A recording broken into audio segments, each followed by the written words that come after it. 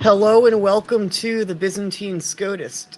Today I'm going to be continuing my stream on Suarez. I had done a stream a few months ago on Suarez, looking at his treatment of the origin of governments.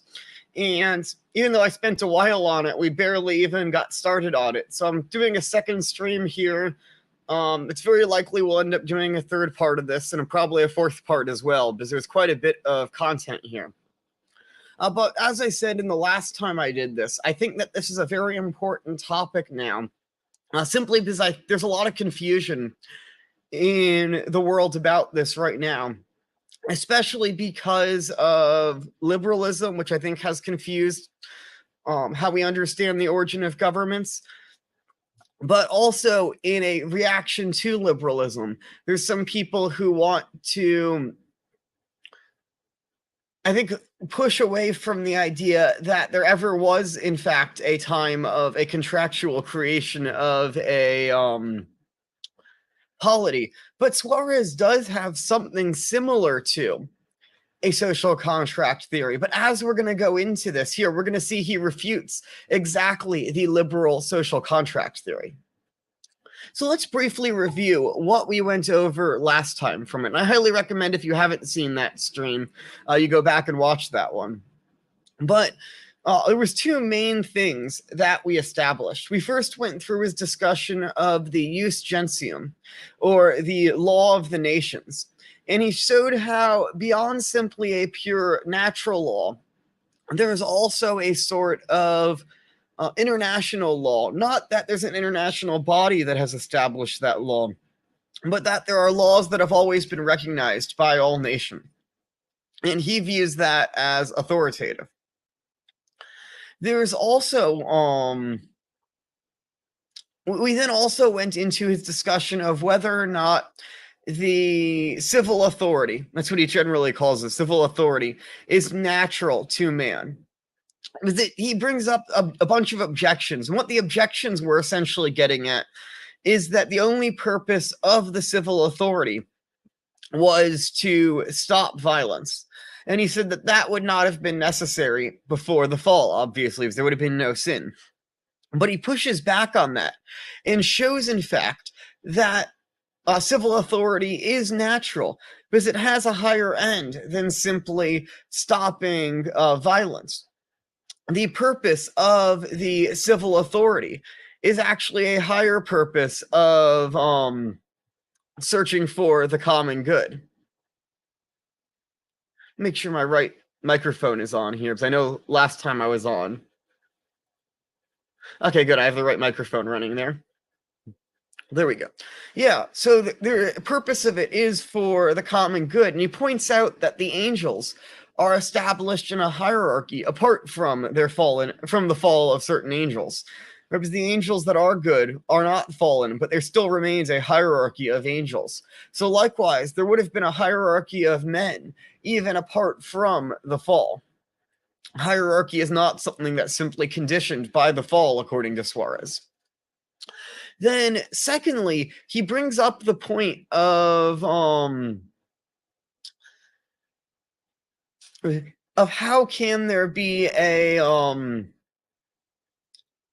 civil authority, or how can this be natural to man if we see that governments form at different times in history and in different ways. But he listed off a whole bunch of different ways in which different governments formed.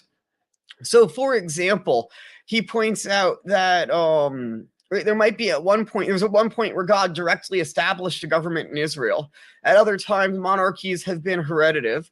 At other times, there have been elected monarchies, right? A group gets together and they need some sort of authority. There have been republics, right? We can trace usually when most governments started and how they formed.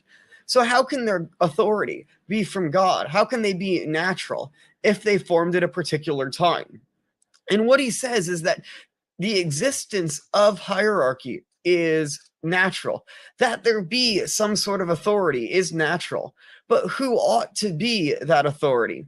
That is established at particular times and places and can vary. Right? So he's not saying that it is natural that a specific man be the authority, but that there be an authority is natural. And it's up to particular human custom of how we establish who that authority is.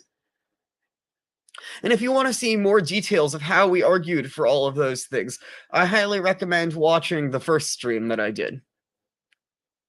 Right, so we've read through book 3, chapter 1 of De Legibus on laws. All right. And now I'm trying to see if we should pick up at chapter 2 or jump up to chapter 3. So really the key of what I want to look at is in chapter 3.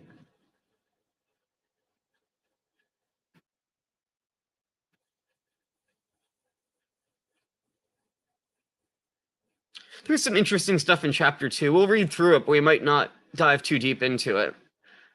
So let's go to chapter 2.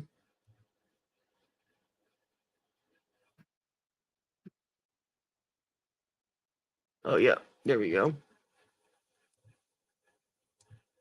Oh, there we go. Can everyone read all right the text? Comment below if you cannot read the text journal. I might try and make it bigger, but hopefully I made it big enough here. All right. So chapter 2. In what men does this power to make human laws reside directly by the very nature of things? Right. So in which men is it? How are we going to determine which men this is going to be? So reasons for doubt. The scholastics always start off with objections before they address the particular point. The reason for doubt on this point is the men that the power in question dwells either in individual men or in all men, that is to say, in the whole body of mankind collectively regarded. Yeah, so he's asking, does the particular authority reside in individual men or in the whole body of mankind? Right? So is there one particular man who makes the law, who has the authority to make laws, or does humanity as a whole make laws? Now, Connor, you can find actually this text online if you just search Suarez selections from 3 texts PDF on Google. This will actually be the first result, is the whole work. Right, so the first alternative, that is that the power to make laws resides in individual man, cannot be upheld, for it is not true that every individual man is superior to the rest, nor do certain persons, simply by the nature of things, possess the said power in a greater degree than other persons, on some ground apart from general superiority, since there is no reason for thus favoring some persons as compared with others. Right, so naturally, right, as he pointed out in the first section, nature does not establish one man as above the other. And so, right, it's only particular human custom that establishes one man above the other. And so as a result, if there was some particular man in whom by nature resided the power to make laws, that would make him superior to the rest. So this can't seem to be the case. He says, all right, the second alternative would also seem to be untenable. For in the first place, if it were correct, all the laws derived from such power would be common to all men. And secondly, so the argument runs, no source can be found from which the whole multitude of mankind could have derived this power, since men themselves cannot be this source, inasmuch as they are unable to give that which they do not possess, and since the power cannot be derived from God, because if it were so derived, it could not change, but would necessarily remain in the whole community in a process of perpetual succession, like the spiritual power which God conferred upon Peter, and for that reason necessarily endures in him or in his successors, and cannot be altered by men. Right. So he breaks up essentially the first one into the second one rather, into sort of 2 possible parts, and either could be in all men as in a body, but then no one would have the authority to make the law over themselves. And so there would be really no source of authority within the community. And that can't be the case, as we showed earlier, that there has to be a source of authority within the community. But then he also follows that up with showing, well, maybe it could be directly from God. But the problem there is, right, there is an authority that comes directly from God. And this is the authority of the Catholic Church, right, the successors of St. Peter. And he says that in that case, there's been a promise that it would never go away, and therefore we all are necessarily subject to it. But at times in the past, we've had governments established directly by God, such as King David. We've seen that as a temporal authority has been able to go away at times. And so that could not be what all men are subject to there.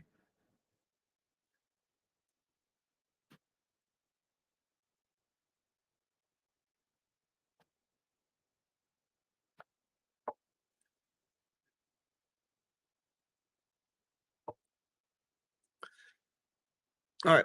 So the first opinion, it is customary to refer in connection with this opinion to the opinion of certain canonists who assert by the very nature of this legislative power resides in some supreme prince upon whom it has been divinely conferred, that it must always, through a process of succession, continue to reside in a specific individual. I mean, so he's sort of arguing here against a absolute monarchist position. This is the position advocated by Robert Filmer. And Filmer was actually aware of Suarez and partly arguing against Suarez. He quotes Suarez and Bellarmine a number of times. And Filmer's position is essentially that kings descend from Adam, and so the kings have a absolute authority descended from Adam. And he's trying to argue directly against the position like that. All right. So the gloss is cited, but the passage contains simply the statement that the son of a king is a lawful king, which is very different matter, nor does it assert that this mode of succession was perpetual among men. I mean, so it is true that the son of a king becomes a king ordinarily, but he's saying that it doesn't have to be a perpetual succession going all the way back to when God established a first king. All right. Another gloss is also cited because it declares that the emperor receives his power from God alone. But the gloss, in its use of the exclusive word alone, is intended to indicate simply that the emperor does not receive his power from the pope. It is not intended to deny that he receives it from men. And there is somewhat of a debate in the Catholic tradition over whether temporal authorities derive their power from the Pope or not. And Suarez is on the side that they do not derive their authority from the Pope. And so he's citing here a gloss on the Decretum, showing that this is not the case. For in this very passage, it is said that the emperor is set up by the army in accordance with the ancient custom mentioned in the Decretum. The said opinion, then, is supported neither by authority nor by a rational basis, as will become more evident from what follows.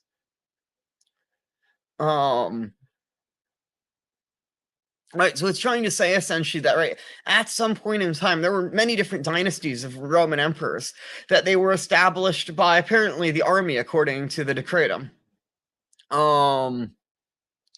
And so the emperor receives his authority from God alone, in the sense that God has established that there be earthly authorities, not that the emperor receives his authority to rule from the Pope. Whereas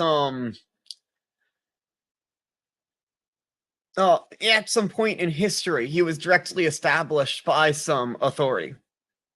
Right, the opinion of the author. So this is Suarez now speaking. Therefore, we must say this power, viewed solely according to the nature of things, resides not in any individual man, but rather in the whole body of mankind.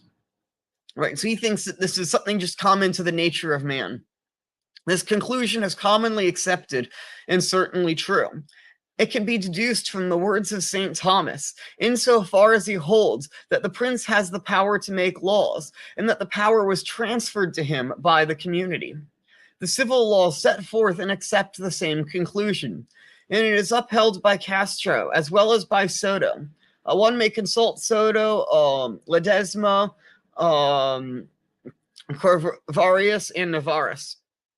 These are just simply all famous scholastics, and they're mostly Spanish ones. I mean, St. Thomas, of course, is not Spanish, but Suarez is Spanish, and most of the big work in scholasticism at this time, in the late 1500s, is being done at the University of Salamanca in Spain.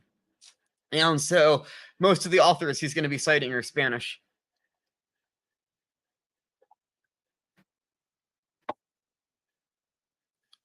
And it is interesting, at this time, you also have the renewal of the Carmelite order within Spain as well, with St. John and St. Teresa. And you also have the Spanish Empire going throughout the world and bringing the gospel to the ends of the earth. So it does seem at this period in history that God was providentially using Spain in an interesting way. I don't want to get into that so much here. There was an interesting series of podcasts by Meaning of Catholic on that, if people are more interested, because I don't want to derail the stream on that. But I just thought it was interesting. All right, going back to Suarez. The basic reason in support of the first part of the conclusion is evident. It was touched upon at the beginning of our discussion, namely, the fact in the nature of all things, all men are born free, and so that, consequently, no person has political jurisdiction over another man, even as no person has dominion over another, nor is there any reason why such power should, simply, in the nature of things, be attributed to certain persons over other certain persons, rather than vice versa. Right, so everyone by nature is equal, and there's only one man who has authority over another by custom, is what he's going to establish here. And then we have to answer an objection: the power held by Adam over his descendants. Right, because this is exactly the argument Filmer will make, is that no, God established Adam as an authority, and so we see that its authority is directly established by God and necessarily in a line of successor kings. Right, so one might make this assertion only, that at the beginning of creation, Adam possessed, in the very nature of things, a primacy and consequently a sovereignty over all men, so that the power in question might have been derived from him, whether through the natural origin of primogeniture or in accordance with the will of Adam himself. For it is so that Chrysostom has declared all men to be formed and procreated from Adam alone, a subordination to one sole prince being thus indicated.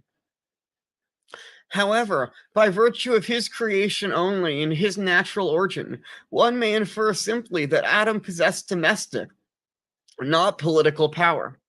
For he had power over his wife, and he later possessed the patria potestas over his children until they were emancipated. In the course of time, he may have also had servants and a complete household of full power over the same, the power called domestic. But after families began to multiply, the individual heads of individual families began to separate. Those heads possessed the same power over their respective households. Political power, however, did not make its appearance until many families began to congregate into one perfect community. Accordingly, since this community had its beginning not in the creation of Adam, nor solely by his will, but by the will of all who were assembled therein, we are unable to make any well-founded statement to the effect that Adam, in the very nature of things, held a political primacy over said community. For such an inference cannot be drawn from natural principles, since it is not the primogenitor's due, by the sole force of natural law, that he shall also be king over his posterity. Right, so he's saying that initially, Adam possessed a domestic authority because everyone was his children.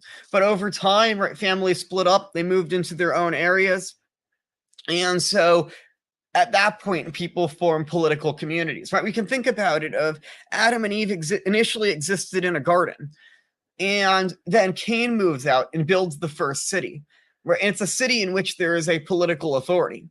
So it's, I would think, I think he gets onto this in the next paragraph, actually, we get there, that it's sort of with Cain that we're starting to see a development of a distinct political authority apart from an ordinary domestic authority, which Adam possessed.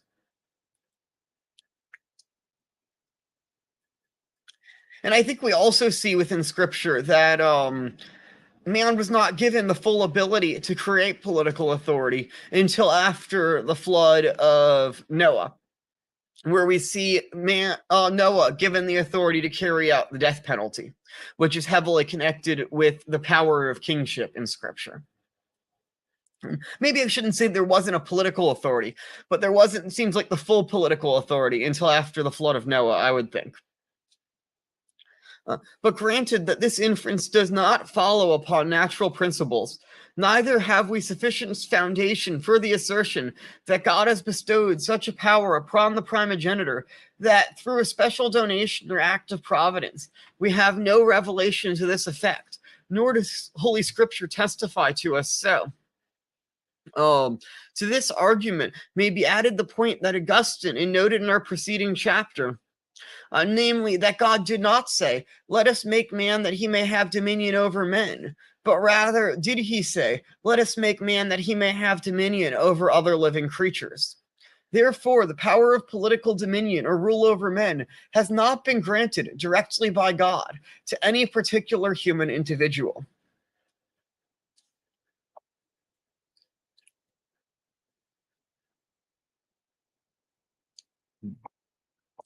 All right, two standpoints from which the whole multitude of mankind may be regarded.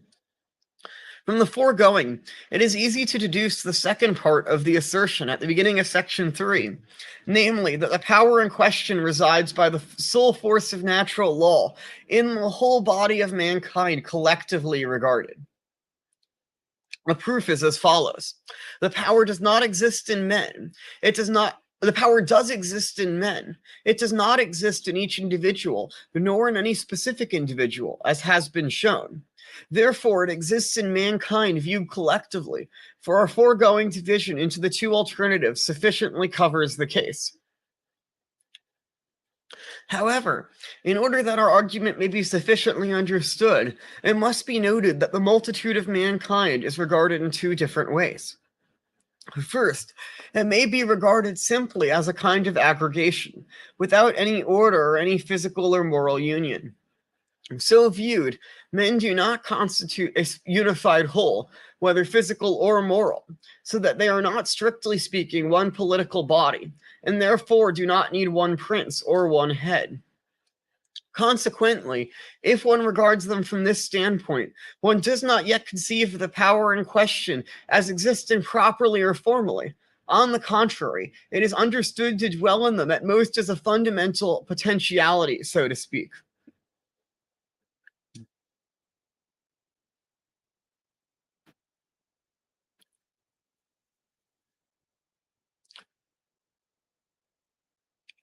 As he's speaking of a multitude of mankind coming together as a into natural unity, but he says it's there only potentially. Yeah, let's read the next paragraph so I get a better sense of what he's getting at here. The multitude of mankind, then, should be viewed from another standpoint, that is, with regard to the special volition or common consent by which they are gathered into one political body through one bond of fellowship for the purpose of aiding one another and the attainment of a single political end. Okay, now I get what he's saying. So he's distinguishing man is simply some sort of arbitrary aggregation of people versus a multitude who comes together in wills by common consent to create a single political authority. And that's what he's getting at here. And he notices, he says, through one bond of fellowship.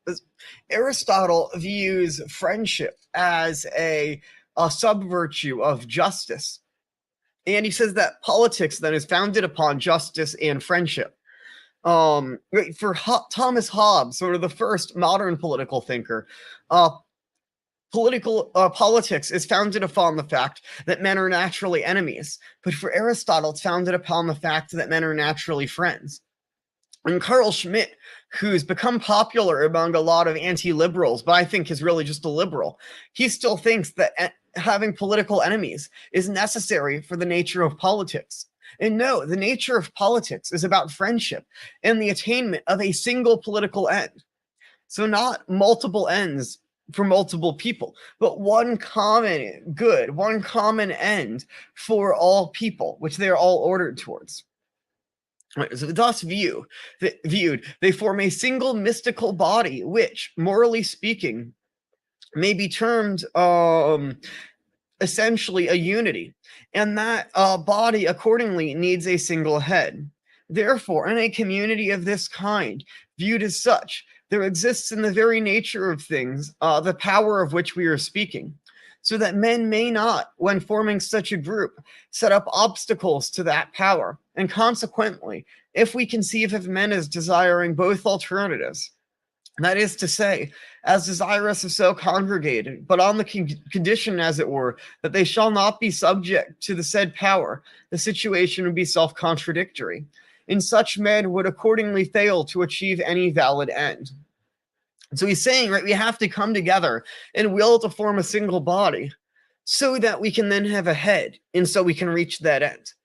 Because otherwise, we would all simply be going in our own directions and we wouldn't be able to achieve a singular end.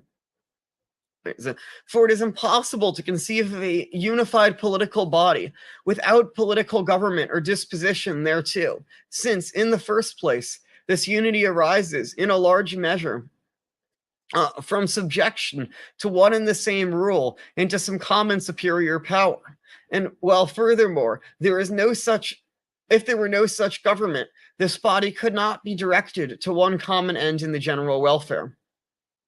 It is then repugnant to natural reason to assume the existence of a group of human beings united in a form of single political body without postulating the existence of some common power which the individual men of the community are bound to obey.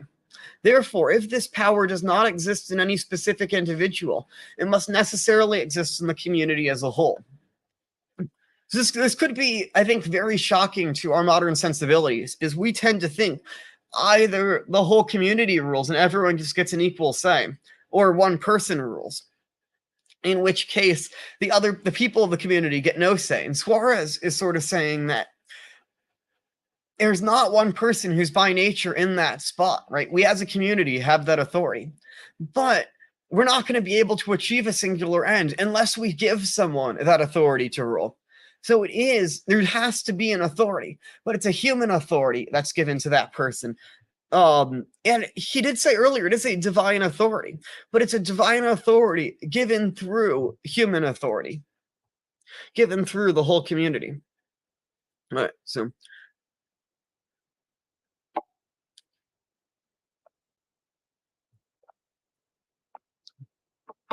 what has been said above, we should add the statement that the power in question does not reside in the multitude of mankind by the very nature of things, in such wise that it is necessarily one sole power with respect to the entire species, or entirely aggregate of men existing throughout the whole world, inasmuch as it is not necessary to the preservation or welfare of nature that all men should thus congregate in a single political community.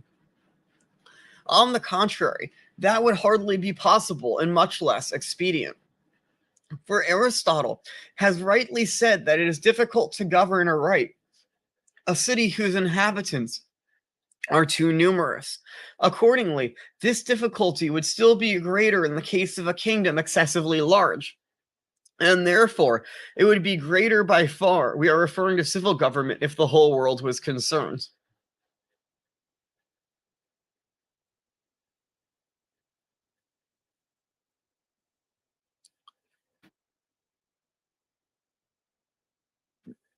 Already saying that we don't set up one authority over all of humanity here, I think is what he's getting at.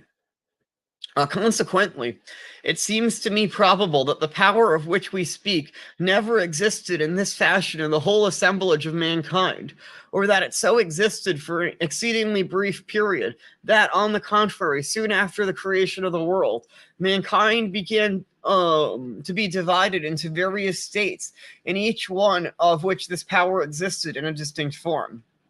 Thus it is so that Augustine concludes from the 4th chapter of Genesis that Cain, before the flood, was the first to establish an individual kingdom and commonwealth. It's what I mentioned earlier.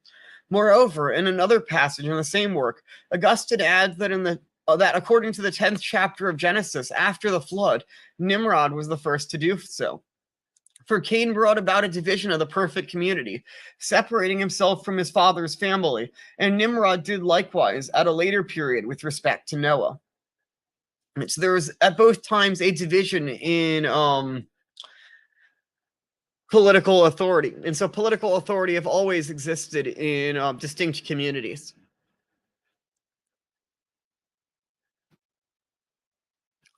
Right, and he says maybe there was at some time, right, at the Tower of Babel with Nimrod. There might have been a short time where all humanity was under one political authority, but that very quickly ended. Finally, it may be concluded from the foregoing that this power to make human laws of an individual and special nature, laws which we call civil, as if to indicate that they are ordained for one perfect community, it may be concluded, I say, that this power never existed in one and the same form throughout the whole world of men, being rather divided among various communities according to the establishment divinities of these community or division of these communities themselves. Thus, we may conclude that, before the coming of Christ at least, this civil power did not reside in any one man with respect to the whole world. For at no time did all men agree to confer power on a particular ruler of the entire world. Neither have we any knowledge of its bestowal upon some particular individual by God, inasmuch as such an idea might be entertained with regard to Adam, as we have already shown inapplicable to him. Finally, as it is evident in the light of history, no one has ever acquired such power through war or any other similar means. As what should be said, however, with respect to the situation after the advent of Christ, that much is a matter I shall take up in the following book. I guess I'm going to have to look at the following book next. Oh, it's not translated. If anyone has book 4 of De Legibus translated somewhere, please send it to me because I'd love to look at that. Maybe I'll have to translate it so we can do it on stream. All right, so last time we had talked about the Jus Gentium, the law of the nations. And now we're going to talk about how they were introduced. But these statements are not incompatible with what we have already said regarding the Jus Gentium. On the contrary, they serve to confirm those earlier assertions. For even though the whole of mankind may not have been gathered into a singular body, but may rather have been divided into various communities, nevertheless, in order that these communities might be able to aid one another and to remain in a state of mutual justice and peace, which is essential to universal welfare, it was fitting that they should observe certain common laws, as if in accordance with a common pact and mutual agreement. These are the laws called Jura Gentium. Jura is just plural for use.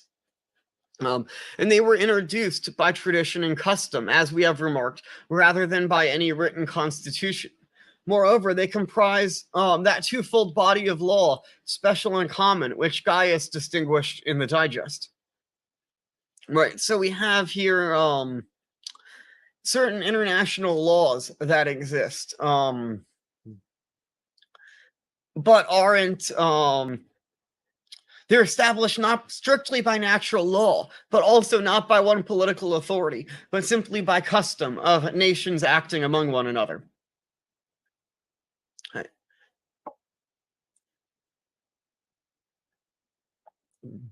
Now we get to the real meat of what I wanted to discuss today, which is chapter 3.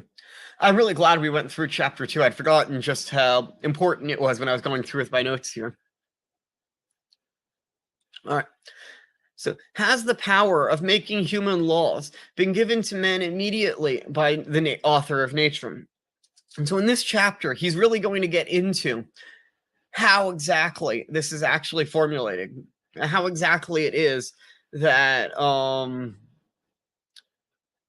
we get a community that does this. All right.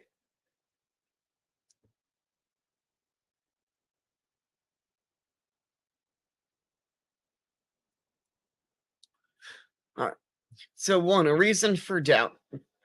A reason for doubt on this question may lie on the fact that it is apparent follows from what has been said that this power over the entire community of men assembled together is derived from them as individuals through their own consent. For such a power springs from the same source of the community in which it resides, that the community is welded together by means of the consent and volition of its individual members. Therefore, the power in question flows from those same wills. And to go over that again, he established, first of all, that the community, through their consent, establishes a power, establishes an authority rather, then he's saying the power of that authority should come from the same community which established it. And he's saying no. And then the conclusion would be that the power of a civil authority flows from the community. And that's what he's going to argue against here. He's going to say no, it comes from God. Um, the major premise, the first point here, is manifestly true. Because once the community is assumed to exist, it follows that this power likewise exists. For he who gives the form gives too those things which are consequent upon the form. And therefore, whoever is the proximate author of said community would also seem to be the author and bestower of its power. But on the other hand, it may be contended that before men congregate into one political body, this power does not reside in individuals, whether wholly or in part, and that furthermore, it does not exist even in the rough mass, so to speak, or aggregate of mankind, a point which was made in the preceding chapter, and therefore the power can never flow immediately from men. No, this is not a re-upload, Alem. This is part 2. Oh, I realized actually now in the title, forgot to label this part 2. Let me update that. There we go. It won't let me change the name while I'm live. After I'm done, I'll fix this to part 2, because yeah, that is confusing. I meant to label it as part 2. All right, so he's saying, going back to Suarez here, he's saying that what was it? Right? If the proximate cause of it is the community, then that should be able to give the power as well. All right. Now he's going to give the real answer, though. He says the common and true opinion. On this question, the common opinion appears to be that the said power is given immediately by God as the author of nature, in such a way that men, in a sense, dispose the matter involved and render the recipient capable of wielding the power. Yet the form is imparted, as it were, by God, who is the giver of such power.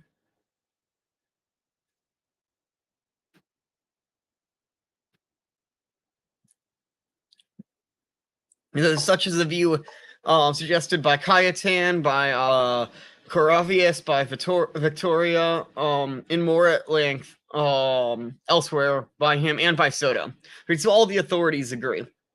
So, right, he pointed out here that the formal cause of it, right, the form, is going to give that power. But what he's saying is that the community is the material cause of the particular, because it's simply picking a particular authority. But the actual authority itself comes from God. Moreover, one might adduce as an argument the fact that, as I remarked above, if we assume that men have willed to gather together into one political community, it is not in their power to set up obstacles to this jurisdiction. And this is a common indication that the jurisdiction does not flow proximately from their wills, as from a true efficient cause. Thus, in regard to matrimony, we rightly infer that the husband is the head of the wife by the grant of the author of nature himself, and not by the will of the wife. For though they may contract a marriage by their own will, nevertheless, if they do contract it, they cannot prevent the establishment of this superiority. Right, so in a particular marriage, the husband has authority over the wife by the establishment of God. But the reason that marriage existed is because the wife agreed to that particular marriage. But by the nature of marriage itself, they have authority. So I think he's getting at a similar point with the government.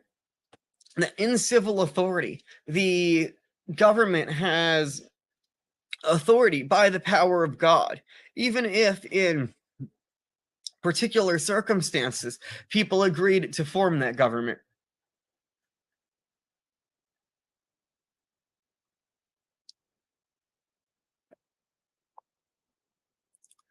This view is confirmed by St. Paul, who says, "There is no power but from God, and he that resisteth the power resisteth the ordinance of God.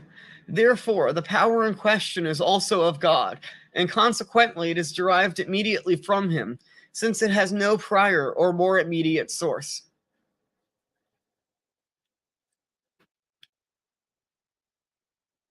All right, so the acts of legislative power.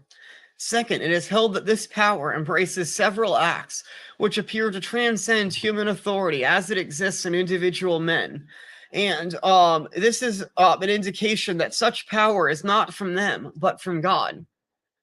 And the first of these acts is the punishment of malefactors, extending even to the death penalty. For since God alone is the Lord of life, it would seem that he alone is granted to have the power to impose this penalty. Thus, it is that Augustine has said, "There is no power to hurt unless it comes from God." The second act is the establishment in a certain nature of the going back to this first one, he's saying that no one would have the authority to put someone to death unless that authority came directly from God. But we know governments have that power, therefore it must come immediately from God. All right. The second act is the establishment, in a certain sense, of a means of virtue necessary to its rectitude. Thirdly, to this righteous state has been adding the binding of conscience, as we shall see below, and that this effect would seem to pertain most especially to the divine power. The fourth act is the infliction of injuries done to individuals, for it has been written, "Revenge is mine, saith the Lord." Then this is an indication that the power in question is divine, for otherwise men would have been able to seize for themselves some other men of avenging injuries, and that would be opposed to natural justice. Right, so three other things we can see that are unique to the authority of the government. The first one is what is he saying there? Yeah, that the government can order people to do virtuous acts, which only God could ordinarily do. The government can bind your conscience, which only normally God could do. And lastly, it can take revenge, right? It can punish wrongdoings, and ordinarily we cannot take revenge.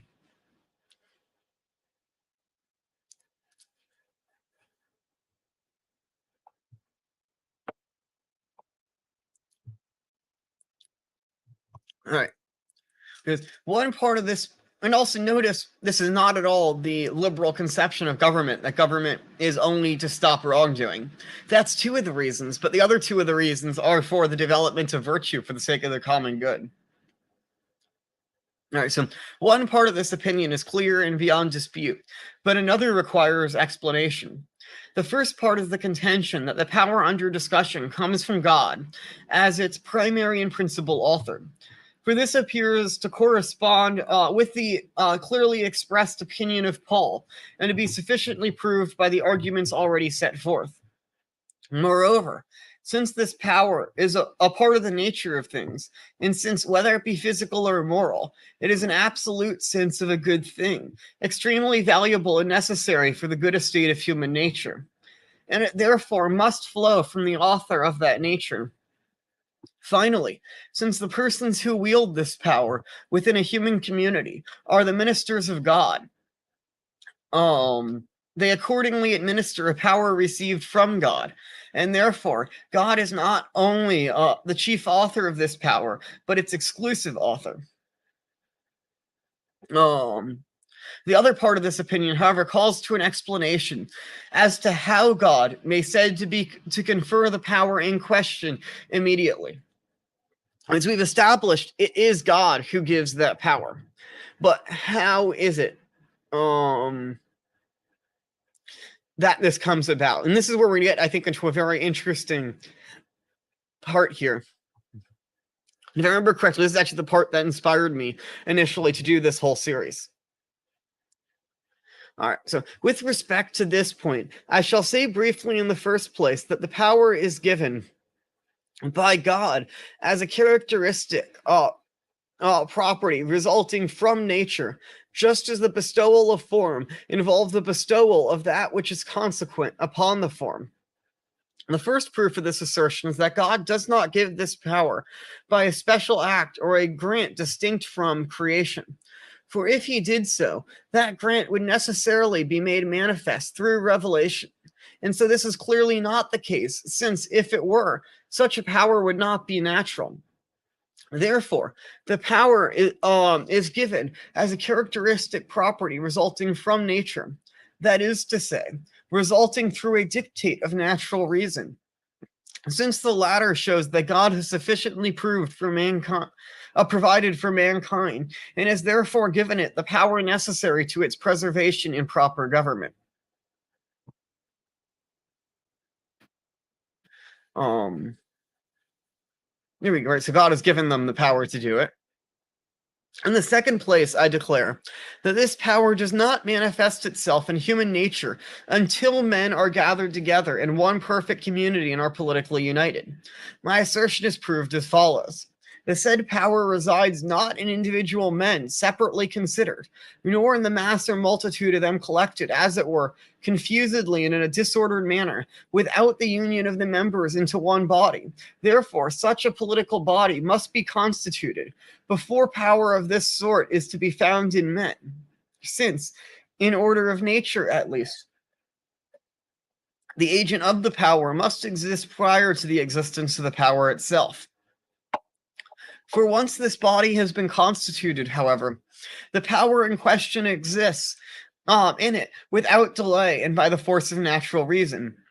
And consequently, it is supposed that it exists as a characteristic property resulting from such a mystical body, already constituted with just the mode of being that it has, and not otherwise. Wherefore, even as man, by virtue of the fact that he is created and has use of reason, possesses power over himself and over his faculties and members for their use, and is for that reason naturally free. That is to say, he is not the slave, but the master of his own actions. Just so the political body of mankind, by virtue of the fact that it is created in its own fashion, possesses power over itself and the faculty of self-government, in consequence whereof it possesses power and a peculiar dominion over its members. Moreover, by a similar process of reasoning, just as freedom of will has been given to every man by the author of nature, yet not without the intervention of a proximate cause, that is to say, by the parent of whom each man is procreated, even so the power of which we are treated is given to the community of mankind by the author of nature, but not without the intervention of will and consent of the community on the part of human beings who have assembled into this perfect community. All right, that was quite a long section. So let's go through and break down what exactly Suarez is saying here. So he's saying men have to be united into one body at first, right? It can't simply be a confused manner. It has to be brought together. And then secondly, once man is brought together here, right, then they can establish an authority, but that authority then has its power directly from God. Right. Yeah, right. In a similar way, he's saying, right, to how a child has authority over their parents, even if the children or the parents have the will of whether or not to procreate children, at least to some degree. All right, I want to respond to a comment. I think this is a common confusion. So John Perez says, Suarez has a lot of issues. He functions as a precursor to Enlightenment ideas of Locke and others. So I actually don't think that this is the case. Right, we've seen that Suarez has cited Thomas quite a bit in his explanation of the establishment of government. And if you go to Scotus, you'll see that Scotus holds the same view as well. I think the advantage Suarez has is he gets a lot more detailed into these issues than Thomas or Scotus get into. And if you also check contemporaries, every scholastic agrees with Suarez's account. Bellarmine agrees. Who am I thinking of? Frossen agrees. We can just scroll up where he listed off. Cayetan agrees. Who was agreed to by Cayetan. Cavarius, Victoria, Soto. Right, this is the agreement of everyone in the Catholic tradition. Right, something more like de Maistre's view, which is popular among a lot of reactionaries, is not the Catholic view. The Catholic view is what Suarez is articulating here. De Maistre is holding a view from Filmer, which I think is quite problematic. Right, the view is that you can establish a community, but this is not the social contract theory of Hobbes and Locke and Rousseau. Why is it not that? It's because of how they view nature as different. This is something that's very, very important. Right? Suarez says that within human nature is the ability to establish community. Versus for Hobbes and Locke and Rousseau, the state of nature is before there was government. Government is something contrary to nature for them because they don't view nature as inherently good, whereas Suarez views nature as inherently good. Likewise, for Hobbes and Locke and Rousseau, the purpose of government is for the sake of individual rights. I think with Rousseau, it's more for the sake of equality. And for Hobbes, that we're not all killing each other. For Locke, it's individual rights. But whether it be individual rights or peace, really it's a temporal peace for Hobbes, or equality, and that is the issue with them, right? For Suarez, he directly says the purpose of it is for the common good. It's for the development of virtue. That's the problem with liberalism, is it views nature as not an inherently social reality. And so it ends up making the sake of government as simply to preserve everyone's equality or individuality, or so we don't all kill each other. There's no idea of a human community as being natural to man, versus for Suarez, it's natural to man. All he's saying with a somewhat social contract view is that there was, in fact, a period in time in which humans came together to create this community. He's not saying that the authority of the government comes from people. That's what he was arguing against here. So no, I don't think that Suarez is the precursor to Enlightenment ideas. I think people who think that Suarez is the precursor to Enlightenment ideas are far more often than not themselves actually heavily influenced by Enlightenment ideas.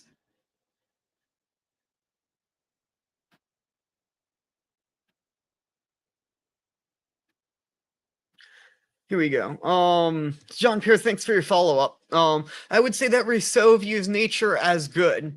He regards man as better in the state of nature, and that man only exists in this better form of existence out of necessity. Yeah, so I do agree. Rousseau is a more positive view of human nature than Hobbes and Locke do. But what I mean by nature being good or bad is, for Rousseau, the state of nature is man without a government. Right? It's that man simply existed without a government and man was good, and it's only corrupting influences from outside. And we would agree with him that nature in itself is good, but as Suarez pointed out, even without the fall, there would still need to be authority to develop virtue, right? Adam still would have had authority over his children to develop virtue in them, and Suarez thinks we would have even eventually come to a political authority over time. Without the fall, in which we would have needed that to help develop virtue. Because we don't believe men are made perfect in nature. They still need development. And furthermore, this is, I think, the biggest difference, is that for Rousseau, what is the state of nature? It's man before the government. Versus for Suarez, man in a state of nature is man in a government. The city is natural to man, going back to the ancients. And that's really the major difference.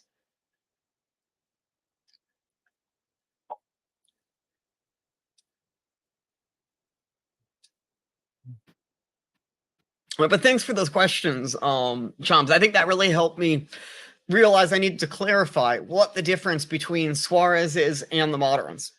Because the difference is a lot more nuanced than most people make it out to be. And I think that some of the differences are frequently missed because we sort of have a imaginary idea of what the scholastic view of government was before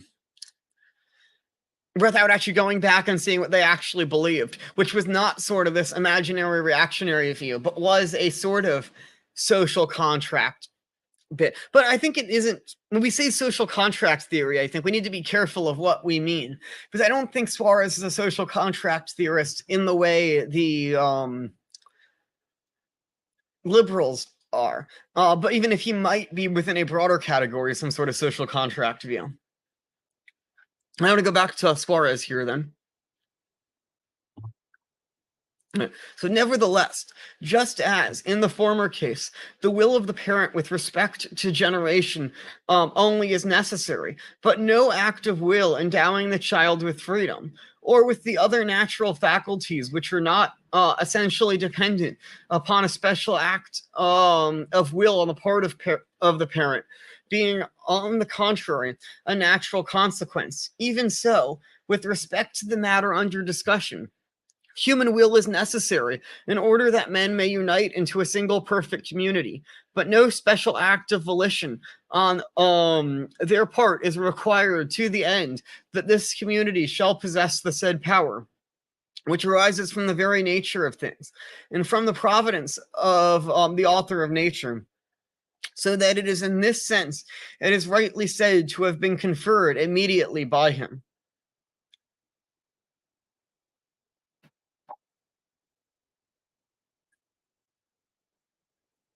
Right.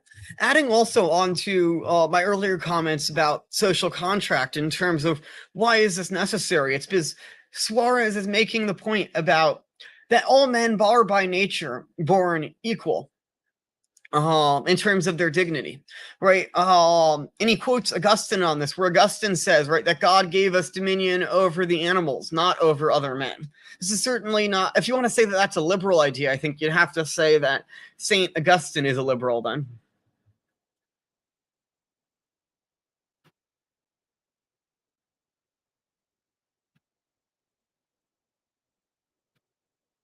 All right, there we go.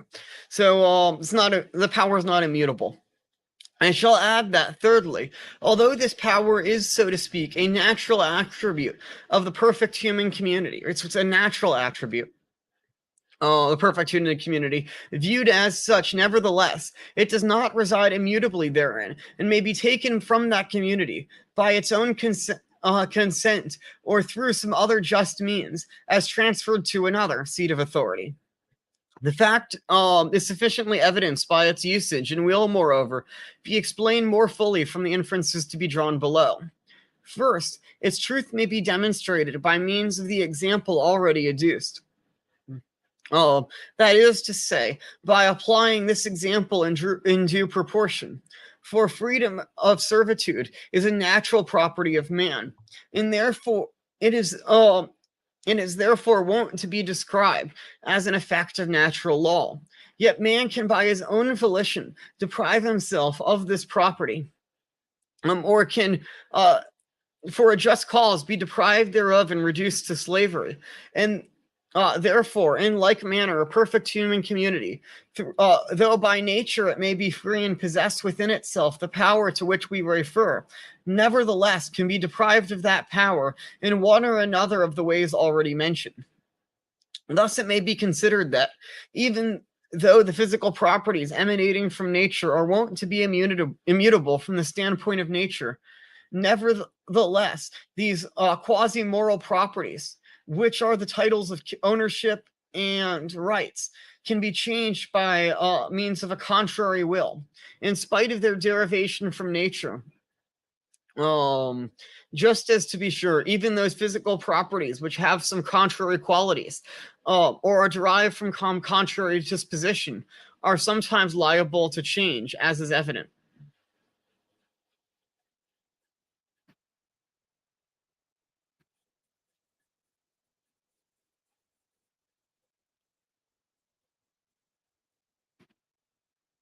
Um, right, so he's saying it can be deprived, just as, but if you commit a crime, the government can put you in jail and force you to work, right? You're essentially put into slavery there, even if the government can't just take you while you're free and put you into slavery. So he's saying that there could be some case in which and he hasn't established what that case is yet, where man is where the government rather has that authority deprived from itself. Right, Alem asks, a little off topic, but would you say that the Protestant rejection of telos, with its nominalist and voluntarist presuppositions behind the divine right absolute monarchy, was responsible for liberalism? Um, yeah, so I would say that I think there is some connection with a lack of a telos here. But I tend to be skeptical of claims that everything is some sort of intellectual error that happened that led to everything. I tend to think more that governments that want power are going to favor those ideologies which are going to support them better. And there's sort of a reinforcing feedback loop between it. So there probably is some connection of these ideologies reinforcing absolute monarchy and then liberalism. But I also think that there's a sense in which liberalism is going to prefer a metaphysics which is not going to be favorable to it.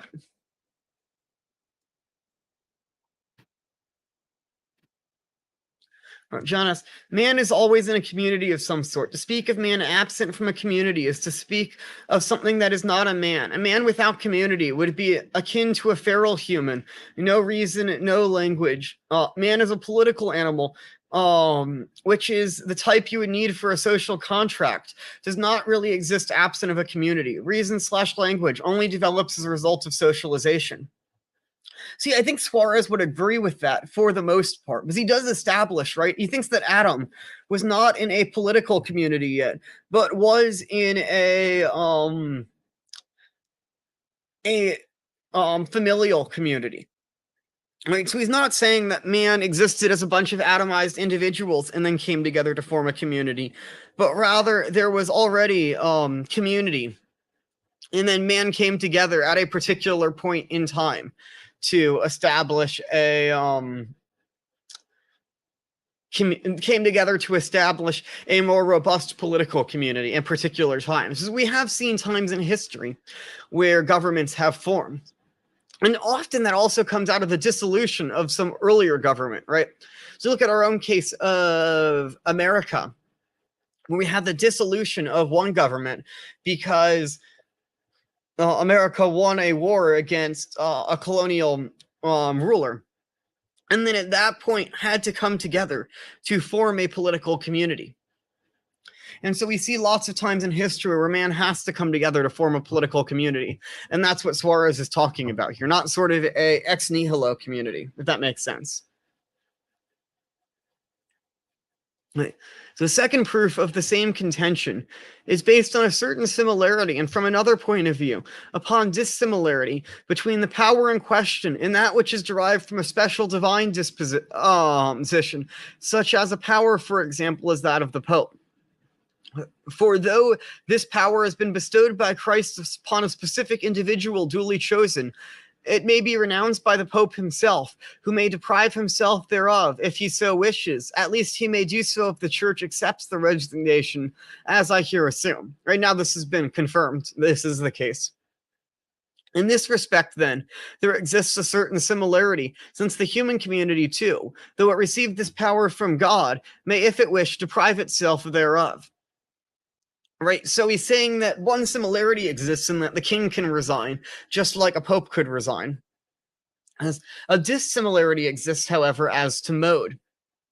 And for in the first place, the Pope, once he has been elected, cannot be deprived of his power or dignity by the whole power of mankind if he himself is unwilling. By Christ alone, who gave that power, can he be so deprived.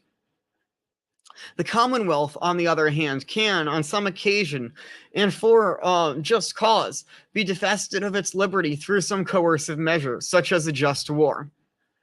Right, so he's saying that particular human communities are not established by God, and there can be ways that the king could be forced to cease being the king in the way the Pope could not be forced to cease being the Pope. So you could have a just war to overthrow another king, but you could not have a just war to overthrow the Pope. Again, a dissimilarity exists because papal power cannot be so cannot be so changed as to be transferred by one person to a community, since it is not within the power of man to alter the monarchical government of the church. Whereas the human community, on the other hand, may transfer its own jurisdiction to a single individual or to some other community, as will be made clear. Right? So, right, the king could decide he's going to stop being king and we're going to have a republic now. But the Pope couldn't decide, oh, I'm going to stop being the Pope and we're going to have conciliarism now. Right. Thus, the power under discussion is not only immutable, but even more immutable than that derived from divine dispensation and more dependent on the human will. All right. In the third place, a reason for this difference may be found in the fact that those things which are the result of a special disposition are dependent upon the will of him who orders the disposition, a will which cannot be changed by his inferiors, whereas the power in question results not from such a disposition, but from nature, and is therefore bestowed in such a form as befits the rational nature and accords with right reason and prudence. And natural reason declares that this is not necessary to rational nature, nor even comfortable to it, and that the said power should reside in an immutable form within the community as a whole, since the latter, so viewed, without the addition of any specific qualifications making a change, would scarcely be able to put this power to use. And therefore, the power is so given by nature that the author of nature, as to be capable of undergoing such change, may be expedient for the common good. And so there could be some reason for the sake of the common good that we could change the human authority. Because it wasn't set up in a particular way versus the political government, whether the church government was set up by God in a particular way. And there's some ways in which the church government was not set up by God, right? So the Pope can restructure the Curia, for example, because the Curia was not established in a particular way by God, right? We've changed the election of how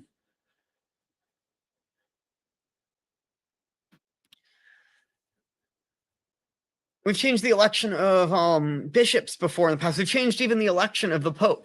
Right? There's been many different ways the Pope has been elected in history. The College of Cardinals did not originate until I think the 700s or 800s. So the way in which the Pope is elected is not even necessarily by nature, or by God rather, directly. And so that can change. But that there be a Pope and this be a monarchical government, that cannot change over time because that has been established by God. So that's a dissimilarity between political government and the Pope. Right, so corollaries from the doctrine set forth above. So these are going to be things related to what he said above. So we've really gotten through the meat of it, but now he's going to draw out some implications and points.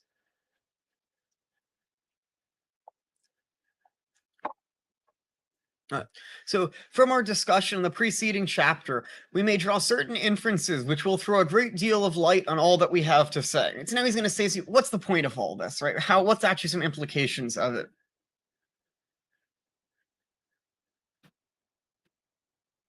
All right.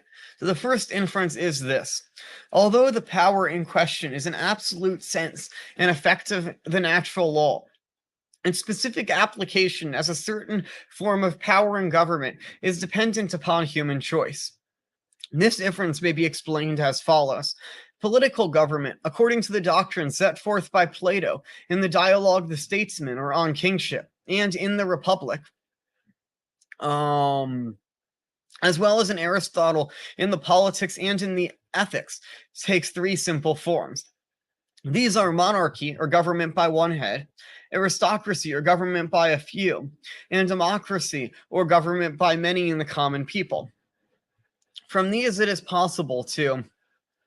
I'd be curious what word he uses for democracy here. I'm just curious if it's because it could be democratia. Thomas at one point uses democratia. Democracy as a word is not necessarily negative in the scholastic sense, but more frequently they'll call it a republic or a polity. And it is possible to make up various forms of government. That is to say, forms compounded of these simple ones by drawing either of all three or from two of them. Bellarmine may be consulted, for he has a treatise of the matter at length and very satisfactorily. Thus, men are not established simply from the standpoint of natural law to choose any one of these forms of government. Right? So he's saying we can have a republic or a mix of monarchy and aristocracy. We can mix any elements of those three according to natural law. There's nothing in natural law that requires us to have a monarchy. This is, I think, a very important pushback against certain reactionaries who would like to think that monarchy is the only legitimate form of government, and that is not the classical view of the matter. The classical view allows that there be other forms of government. And so monarchy is the best form of government. We grant, indeed, that a monarchy is the best among the three, as Aristotle demonstrates very fully, and as one may infer from the government and providential plan of the universe in its entirety. The government and plan which ought to be the most excellent. So Aristotle concludes, therefore, let there be one prince.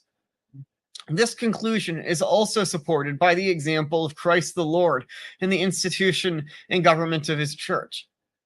And finally, the prevailing usage among all nations is an argument in favor of this view. Although, as I was saying, we grant this to be true, nevertheless, other forms of government are not necessarily evil, but may, on the contrary, be good and useful, so that consequently, men are not compelled by the sheer force of natural law to place this power either in one individual, or in several, or in the entire seed of mankind.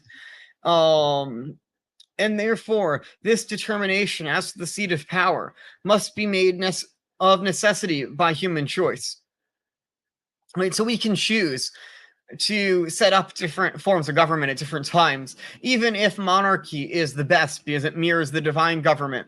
And we've seen that most civilizations in history have been some sort of monarchy. But as he points out, it could vary in different spots. So, for example, I think it would probably be harmful to turn America into a monarchy because we have a tradition of being a republic. And so it would not make sense to change us into a monarchy. Just as likewise, it would be harmful to go over to a country that is a monarchy and try to implement a democracy there. And so, moreover, this experience reveals a great variety in connection with this most excellent type of government. For monarchies may be found in this place or in that, and rarely in simple form, given the frailty, ignorance, and wickedness of man. It is therefore, as a rule, expedient to add some element of common government which is executed by a number of persons, this common element being greater or smaller according to the varying customs and judgment of men. Accordingly, this whole matter turns upon human counsel and human choice. So even though monarchy is the best, and we probably would want an absolute monarchy if humans were sinless, humans are not sinless, and therefore we need some sort of element of aristocracy or democracy to balance out the authority of the king, because otherwise you're going to get a tyrannical king in there and things are going to go very bad very quickly. Right? Aristotle says that even though monarchy is the best form, it can easily corrupt into tyranny, which is the worst form.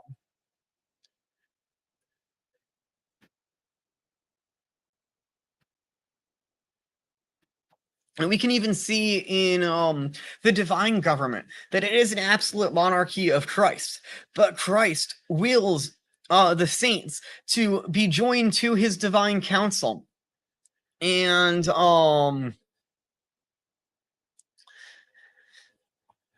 participate within the divine council, right? So God comes to Abraham to ask him about the destruction of Sodom and Gomorrah. I mean, this is why we pray to the saints, because God wishes the input of the saints within the divine government, because they are part of the divine council, and that's why He wishes us to pray. I actually think that's so interesting how, especially a lot of the scholarship that's developed in the last few decades on ancient Israelite views of the divine council fits in perfectly with the church's teaching on the council of the saints, but also with what the scholastics taught about the nature of the ideal government as being a monarchy with an aristocratic and democratic element within it. I think it's just very interesting how that. Yeah, Lem, you're asking about the relationship between the church and the state. I am going to get into that, but that would be a separate stream. I really want to do a separate stream, or maybe multiple streams, about Suarez's view on the relationship between church and state, because just like he's very nuanced on the foundation of politics, he's very nuanced on that as well. And so I think it's going to be very important to touch on that as well. All right, so yeah. We infer then that by the nature of things, men as individuals possess, to a partial extent, the faculty of establishing or creating a perfect community, and by the virtue of the very fact they establish it, the power in question does not come to exist in this community as a whole. Nevertheless, natural law does not require that the power should be exercised directly by the agency of the whole community, or it should always reside therein. Right? So even though we're going to have a somewhat social contract view, according to Suarez, he's saying that doesn't mean that we should just have a democracy. Right. So I think that if Suarez were to look at the Constitution, for example, right, I think he might say, all right, we the people, I'm good with that. But you have to nuance it there. And I think that Suarez would be very concerned with how most of the founding fathers would have wanted to nuance that.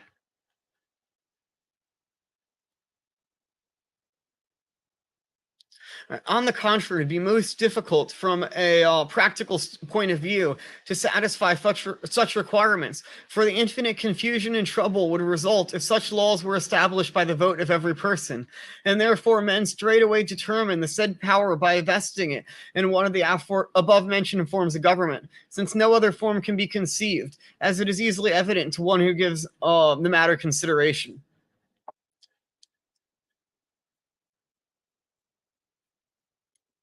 Right, so if we just let everyone vote, we're going to have confusion within our society. Definitely no similarity to what's gone on now, but all right. I only want to hang out probably for another 10 or 20 minutes, so I'll keep reading this however far we go, but this is just drawing out implications of it. So if we don't get through all of this, that's fine. All right. The second power is as follows. Civil power, whenever it resides in the right and ordinary course of law, in the person of one individual or prince, has flowed from the people as a community, either directly or indirectly, nor could it be justly held. This is the common opinion of the jurists, as indicated by their comments on certain laws of the digest. Moreover, the same conclusion is held up in these laws themselves. It cites lots of people. All right.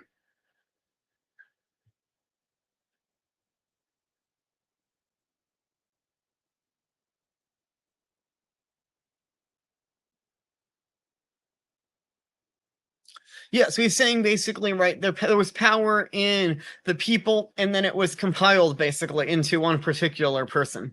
And it was, as he said earlier, was a material power. All right. A reason for this view supplied what we have said above is the fact that such a power in the nature of things resides immediately in the community, and therefore, in order that it may justly come to reside in a given individual as in a sovereign prince, it must necessarily be bestowed upon him by the consent of the community. Again, the same view may be explained by means of a comprehensive enumeration of the various aspects of the matter. Okay, so basically it's saying that throughout the rest of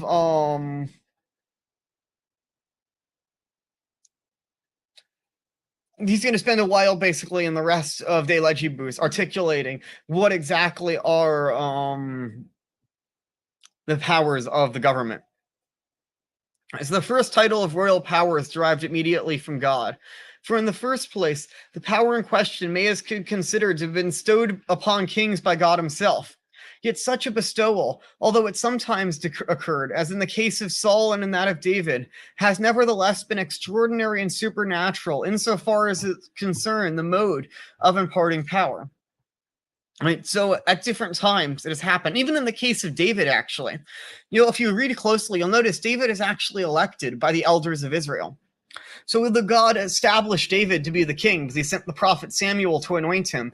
He was then confirmed by the consent of the people. All right. In the common and ordinary course of providence, however, such things do not come to pass, since in the natural order, men are governed in civil affairs, not by revelations, but by natural reason.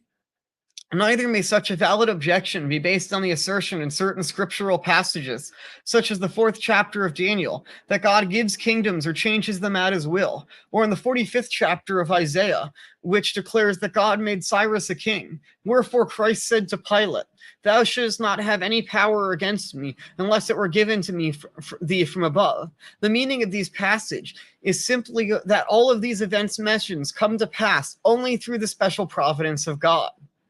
Right, so he's saying any government that has come to power has only done so through the providence of God, and therefore it has its authority from God.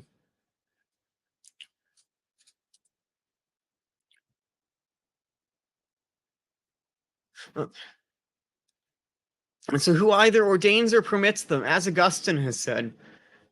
But this fact does not prevent such bestowals and transferences of power being executed by human agency, just as other effects wrought through secondary causes are attributed to the primarily to the providence of God.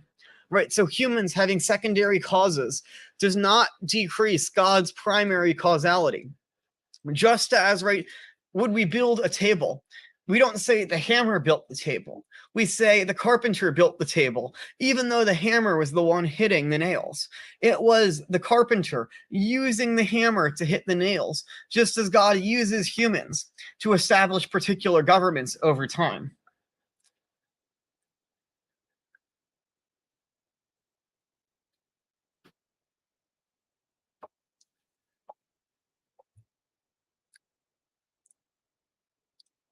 But a second title of royal power, hereditary succession. A second is that this power may reside in a king through hereditary succession. Some jurists indeed are of the opinion this was the case from the very beginning, but others rightly point out that succession necessarily proposes the existence of dominion or power in the person succeeded, so that we must of necessity trace it out to someone who is not the successor of another, since a succession cannot reach back ad infinitum.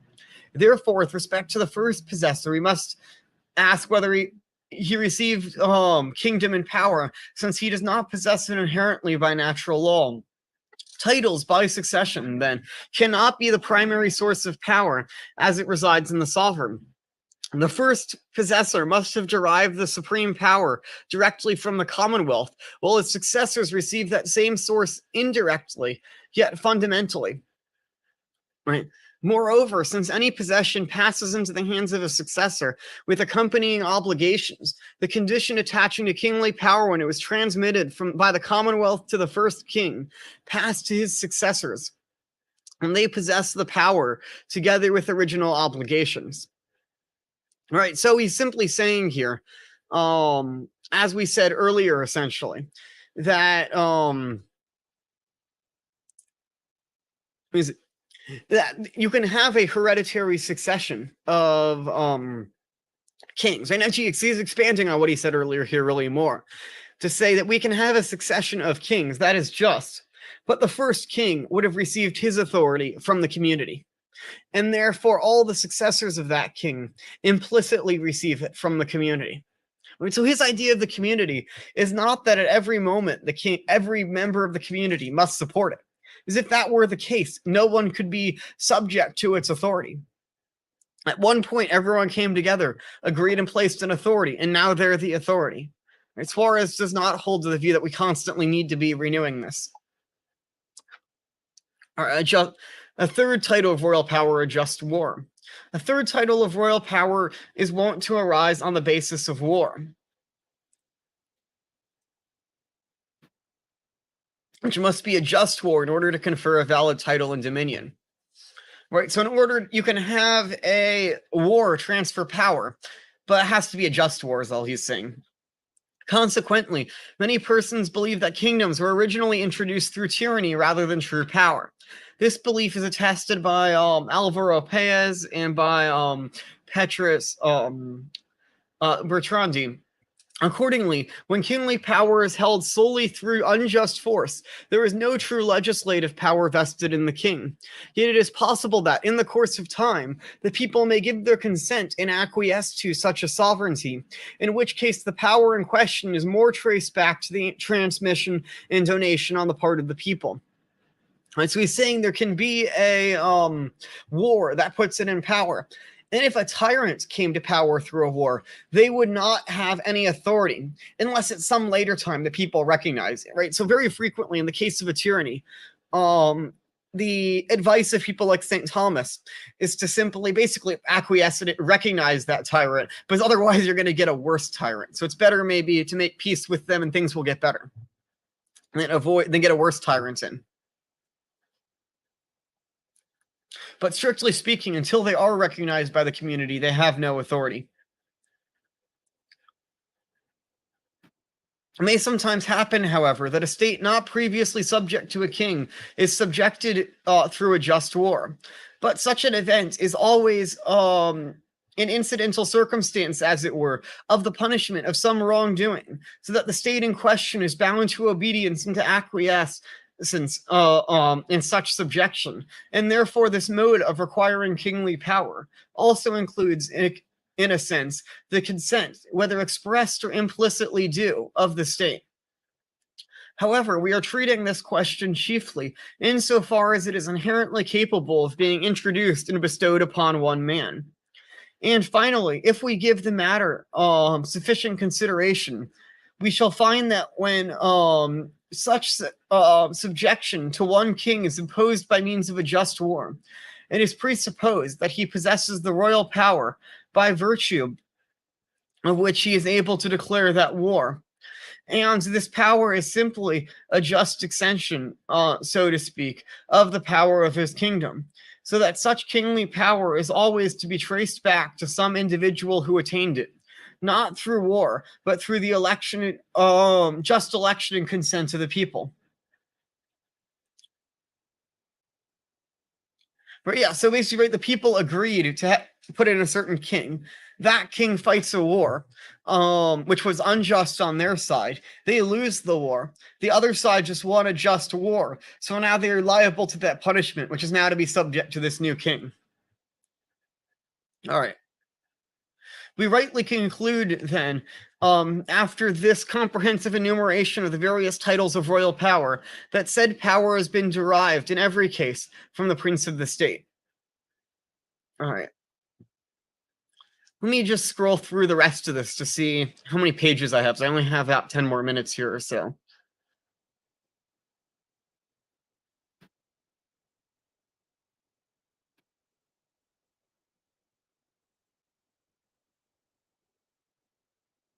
There's quite a bit left, and it's really about how laws are created and so on. So this is all interesting stuff, but I think we've established the main points here of how it comes in. Maybe I'll quickly in this last few minutes I have, summarize everything we've read here. And so essentially what we've had here, let me put myself back up on the screen. There we go. All right, so what have we learned through reading all of this? We've learned that God has established in nature. There we go. My hair is like a huge mess today. There we go. All right. Yeah, God has established in nature that there be one king, essentially. Sorry. I lost my train of thought there. It's been a long stream. There we go. Let me just start off. So we've learned basically that God has established by nature that there be an authority in the political community, right? And in the human nature as a whole. And at particular times, humans can come together to form particular human communities. And this is natural to man. This is what distinguishes it from liberal contract theory, is that it is natural to man that we come together and form a community. And once we have formed that community, we need governments exist for the sake of the common good. They would have existed even apart from the fall. Because after the fall, part of the common good is stopping violence. But even before the fall, it's to guide people into virtue. And there has to be one ruler to guide the people towards one end. And so we establish one political authority. And now this political authority, it could be a monarchy, it could be an aristocracy, it could be a republic, right? So it doesn't have to be one person, but one authority, which is going to be the guiding authority for that society to lead them to the common good and help them grow in virtue and to try and stamp out vice. And this authority then has received its authority from God. It has a divine authority, much in the same way that a husband has a divine authority over his wife, even if at some point in time the husband and the wife agreed to come together into this community. And so yeah, that's essentially the main points of what we've discussed over these two streams. So I'll do another stream on the relationship between church and state to sort of round this out. How does that influence our views on this matter? But thank you everyone for watching. If you like this video, be sure to comment below. Share this stream with friends. You subscribe on Patreon if you want to support me. I just had a really interesting interview with a guy, David, who has a podcast called Catholic Verses, or CVS. We had a great discussion of his conversion story and also just discussing some philosophy and theology. You can get that for $5 or more at Patreon. And yeah, thank you everyone for watching. Right before I leave, I'll answer one last question since I see it here. Alem, was it Scotus or Aquinas denied the existence of governments prior to the fall? So there is some passage in Scotus that seems like it could imply that governments wouldn't have existed prior to the fall. But I do think Suarez provides some important nuance on that. And I actually think there's so many similarities between Scotus and Suarez on these issues that I would basically say I think Suarez provides the clarification to what Scotus actually meant, that there would have been a authority to stamp out violence because of the fall, but there still would have been. Scotus does not rule out that there would have not have been an authority to guide us towards the common good apart from the fall. He simply isn't focused on that aspect of it when he discusses governments. All right, so that's everything, and thank you everyone for watching.